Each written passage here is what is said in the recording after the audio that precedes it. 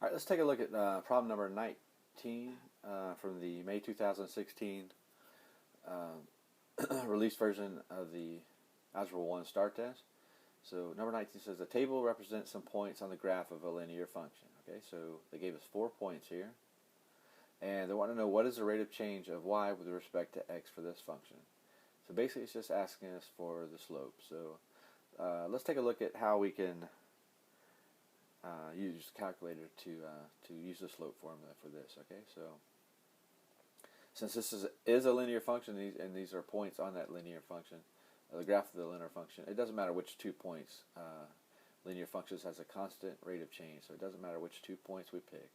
So let's just pick the first 2 points there, the negative 2, 12, and then the 0, 3. Okay, we're going to use those for our slope formula, and we're going to use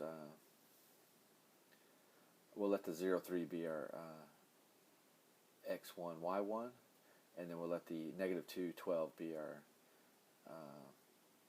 x2, y2. Okay, so let's see how we can do that using the calculator. So I'm going to bring up the calculator here, and I'm going to store off. So I'm going to start with 0. So 0 is going to be our x1. Okay, so I put in 0 here, and then hit Control and then the var key or store key. Okay, and then I'm going to call it x1, and then hit Enter. Okay, so it's stored off 0 as x1. Now I'm going to take our y value for the y1 value, which is 3. Okay, and I'm going to hit Control var or Control store and save it off as y1. Okay, okay, hit Enter, and then I'm going to take the second point of negative 2, 12. So our negative 2 is our x2 value. So put negative 2, Control var, and then, or Control store key there, and then we're going to save it off as x2. Okay, hit Enter. Okay, and then our 12 is going to be our y2, so Control bar key, and then we're going to put in y2 here. Okay, hit Enter.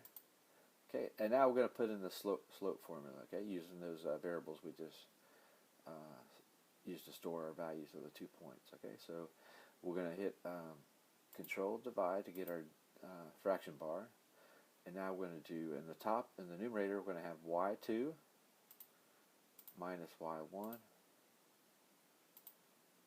and then hit tab to get to the bottom there, and now we're going to go x2 minus x1. Okay, hit Enter. Okay, our slope was negative 9/2. So let's go back and look at our answer choices. So we look at answer choice A is 2/9, B is negative 9/2. So that's the answer we got, was answer choice B. Okay, so that's how you can use a calculator to use the slope formula. It prevents the likelihood of messing up.